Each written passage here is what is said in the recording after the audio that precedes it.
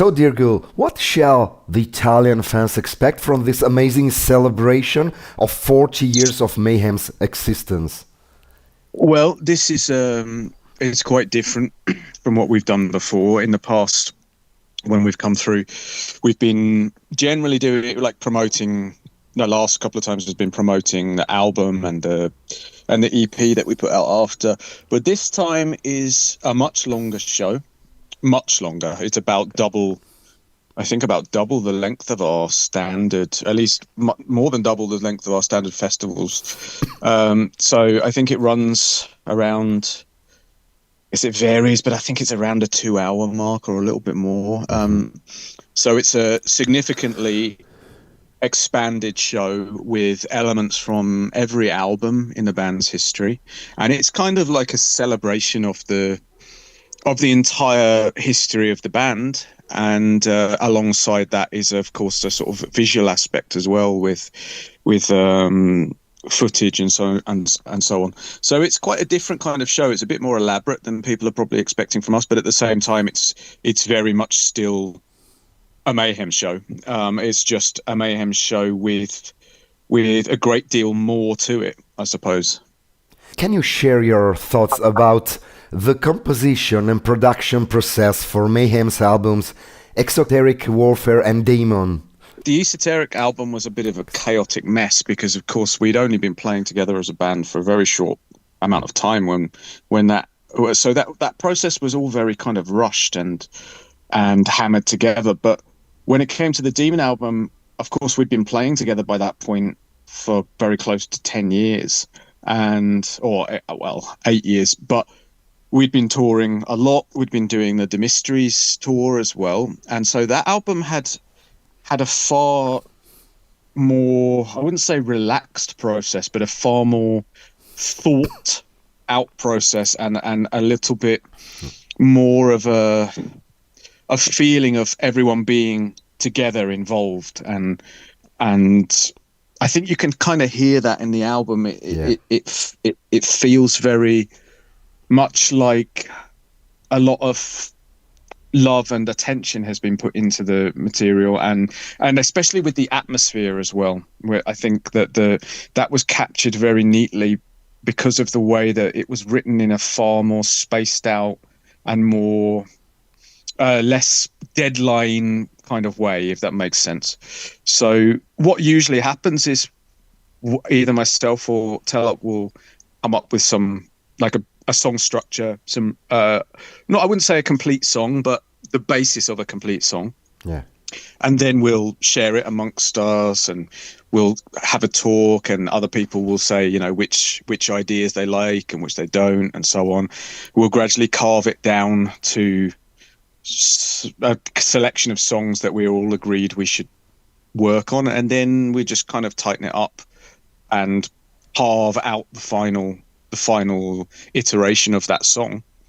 And that process seems to have worked pretty well, and I think that's pretty much what we're going to employ. We're actually beginning to create some new stuff at the moment, and we're kind of going through exactly the same process, so hopefully it's going to work as smoothly as it did last time. Okay, so is there something you can disclose in terms of studio recordings? Upcoming? Not really, but let's just say there is the wheels are in motion. Let's put it that way. There's very little in terms of concrete ideas or dates or anything like that. But internally, we have a vague idea of how and when we want to do things. But I can't really say because, of course, at the moment it's all in pencil, and I don't want to start spilling information that I'm not supposed to be spilling, or that's just completely inaccurate, because it could change. Which role do you think your musical studies and education play when it comes to composing music? I mean, a massive role. Of course, every kind of music is different, and this kind of music, especially Mayhem, it treads this very fine line. With there's definitely a punk element to it. Especially Mayhem, especially the early stuff. There's definitely got this kind of punk-ish thing going on. But of course, when you listen to Blasphemous stuff, Yeah, There's an enormous amount of technicality behind that, a huge amount. definitely. Now, for me, the best way I can describe it is, I mean, I could definitely do this job without any of the training and knowledge and stuff that I've accumulated over the years. It's not necessary, but what I would say is, I suppose it's the difference between kind of like a monkey at a typewriter, Yeah. accidentally coming up with something good versus being in direct control over what you're doing. But that doesn't necessarily, I mean, having all the knowledge and so on, it doesn't actually mean that you're going to write anything good. It just means that you know what you're doing. The actual creative spark and the soul of it all still comes from the same place. The only difference is that maybe the process is a little bit faster, because when I have an idea, I know 50 different ways I could use the idea and 50 different directions I could take it. So it's a bit less like just rolling dice. You know what I mean? It's a bit less random and a bit more controlled.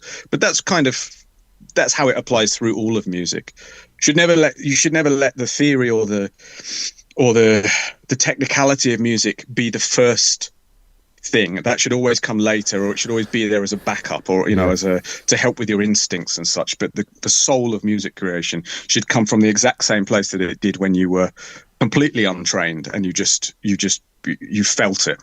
Is Imperial Vengeance still an active project? May we expect something in the future?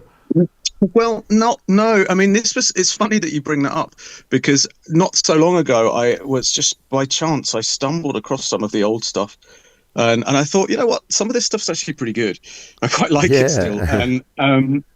And I actually have been speaking with Dave, who was also involved. It was kind of a two-person project, and we have been, I don't know, that we have been kicking the ball around a little bit about maybe trying to do something.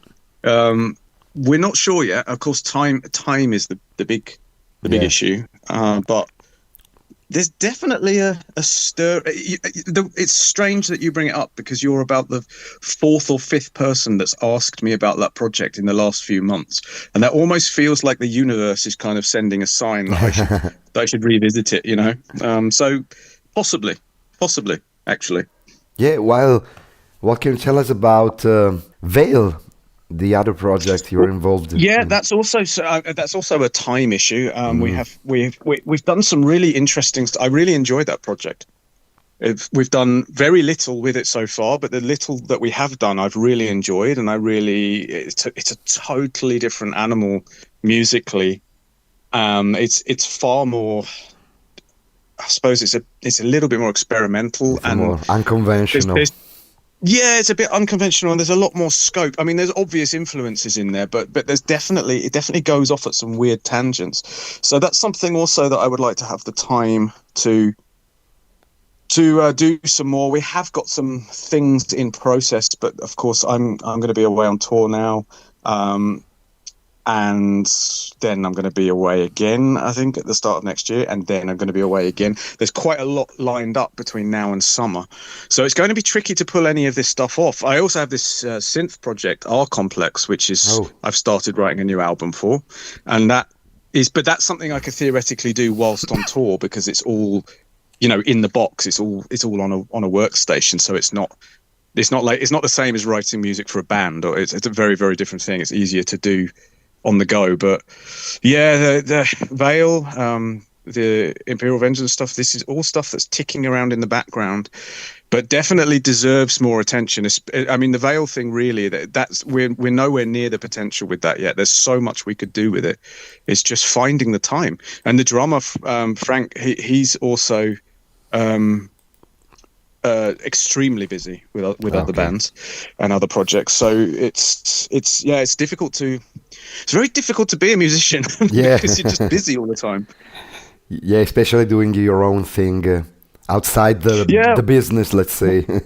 That's exactly it. I mean, when you rely on it for your income, you tread a very dangerous path, because it's extremely important, or I believe it's extremely important, that you always keep the desire to make music the central reason for doing everything that you do. And that is hard when you have bills to pay and food to buy, and you know what I mean. It's extremely difficult to walk that line, and to remain, to keep your integrity, and to remain focused on the art rather than the business. But you have to have at least a little bit of your consciousness in the business, otherwise the art just can't survive. Which are your fondest memories about being in Cradle of Filth? Well, I suppose the best memories, really. I mean, I have a lot. We did a lot. I was only with them about 6 years, but there was a lot, obviously, that happened in that time. I went from pretty much nothing to a touring professional musician within about 2 weeks, you know. So it was an enormous change, huge shake up of my life. There was obviously lots of negatives about, I mean, I'm sure you've spoken to other people connected with that band at some point, so I'm sure you know.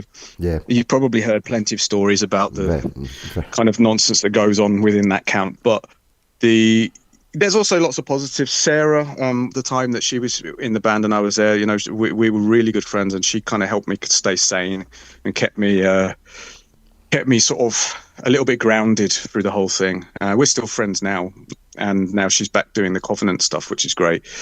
But yeah, I mean, I have plenty of good memories. The first time that we played Download, that was a big one for me, because that was the sort of holy site, you know, where I'd grown up watching all these videos from Monsters of Rock, and you know, these events always in that same place, and then it became Download, and so to play that place was really one of my big things at that time. And just there was a lot of fun. There was a lot of good times on the road. There was a lot of interesting experiences, as you'd expect for touring, you know, like big shows and the festivals and so on. So I would say my fondest memory of that band was really the difference where I was when I left versus where I was when we started. I suppose that whole process that I went through with that band is it's all one long evolution experience that I look back on very fondly. Yeah. Which are your non-metal favorite musical acts? Oh, I mean, most of what I listen to be honest, is non-metal, and that's not because I don't listen to any metal. It's just because I listen to so much music. One of my, I mean, I listen to a lot of, I guess I wouldn't say classical because it's not technically true, but I listen to a lot of music from sort of the late 1800s up to modern day, you know, orchestral, or what they call high art music. But I don't like that term. You can't call Shostakovich classical composer. For sure, I love Shostakovich, Wagner, Penderecki, all of that. I'm a massive John Williams fan. He's the composer who got me into music. The Star Wars music was what got me into music and why I wanted to be a musician. And he's still by far my biggest influence today. But in terms of bands, I mean, I love there's lots. I love the Stranglers, for example, we talked about before. I love Devil Doll, the Italian. Is it Slovenian or Slovakian or whatever? Slovenian. Yeah. Love that. Absolutely. That's probably my favorite artist of all time. I would say is Devil Doll in terms of outside of like the composers. What else? I mean, it's a lot, and a lot of electronic music as well. I'm especially in the gym. So yeah, it's quite a diverse thing, to be honest. I listen to an awful lot of different kinds of music. I also like Madness and a few of the other ska bands from that era. Yeah. So yeah, it's a pretty wide. Diverse. I like to keep.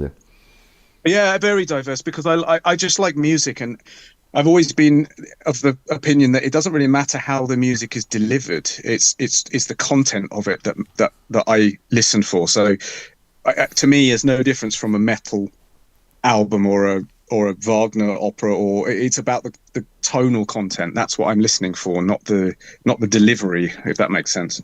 Which final message, greeting and invitation to join you in Trezzo sull'Adda would you send to the Italian fans? I would say you have to be there if you're a Mayhem fan. Even if you've seen us before 10 times, you need to be here because this is a one-off huge event. I don't think we'll ever do something quite on this scale again, or but we may, but not in this way, not in this historical kind of trip through the band's history.